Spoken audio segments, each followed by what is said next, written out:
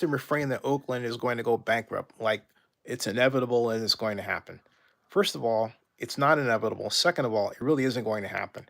And the reason is simply this: Oakland's deficit is, while large, or has been large, is not so large that a simple adjustment in revenue collection can change it. Prior to 2011, Oakland had yet another source, a consistent source of revenue from tax increment financing, revenue from tax increment collection. As much as 9,000 acres of Oakland land was under the control of the Oakland Redevelopment Agency. When Jerry Brown got rid of the Oakland Redevelopment Agency in 2011, after using it to take advantage of the development of his 10K housing program in 1999 through 2004, Jerry, I should say 2006, excuse me, but Jerry Brown then killed the program with the idea, he initially stated, that it would, he believed, save California $1 billion a year. It was running a $3 billion deficit at the time. That wasn't true. Discovering his error, because tax increment finance is a very powerful tool to use, he then signed into law SB 628 Beal, which was called the Son of Redevelopment, even though it was really a transit and infrastructure financing legislation vehicle.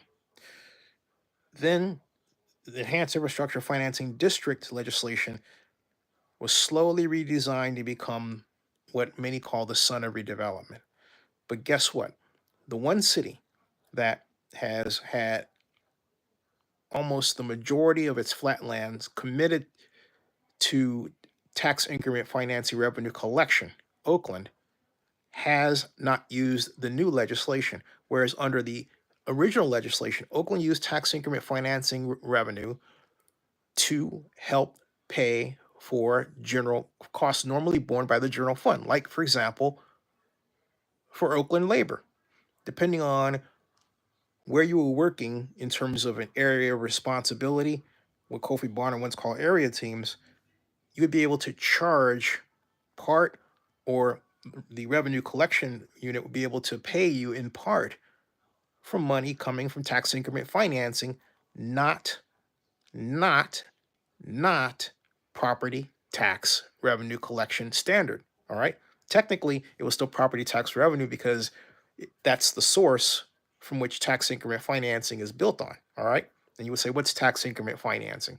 Tax increment financing is where I say, okay, we're going to take this property tax from a prescribed area, generally the size of a district, and instead of that revenue that's collected from property owners being split between the city, the county, the school district, BART, AC Transit, EB Mud, the then redevelopment agency, now Public Finance Authority, takes that money, except the money that goes to the school district, and uses it for a predetermined plan of expenditures, what is called an infrastructure financing plan. Oakland can do that create that plan within 8 months. The standard call is for 12 to 18 months, but if you actually look at the chain of actions to get to a district, you can really be done in 8 months if you understand how the city works. It really can. So we can get on that fast track. And for those of you who would look at this in a blanket, remember, the district can be as large as 100 acres, 500 acres, not the whole city. It doesn't rob the whole city's tax or property tax revenue collection at all. But for that area where new development is going to be introduced, where homes are turning over, which means higher assessed values, which means also more unsecured property because of construction.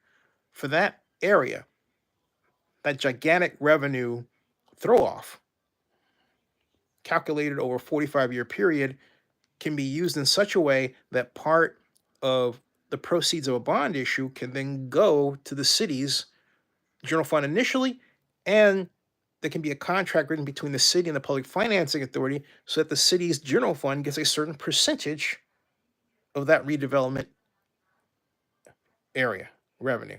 All right. Thereby being a new source of income. Why?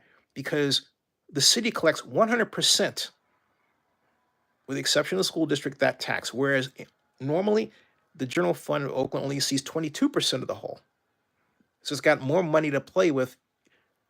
It just goes through the public financing authority, but it's still under the control of the city of Oakland. See what I'm getting at? So it's really a more powerful tool, and we can use it to solve a great many of our problems. We just don't.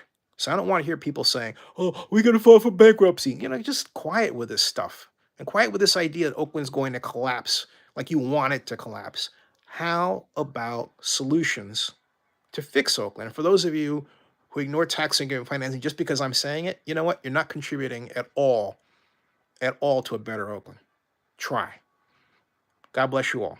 Subscribe to Zenny62 on YouTube and bookmark ZennyReport.com and Zenny62blog.com and OaklandNewsOnline.com and OaklandNewsNowblog.com.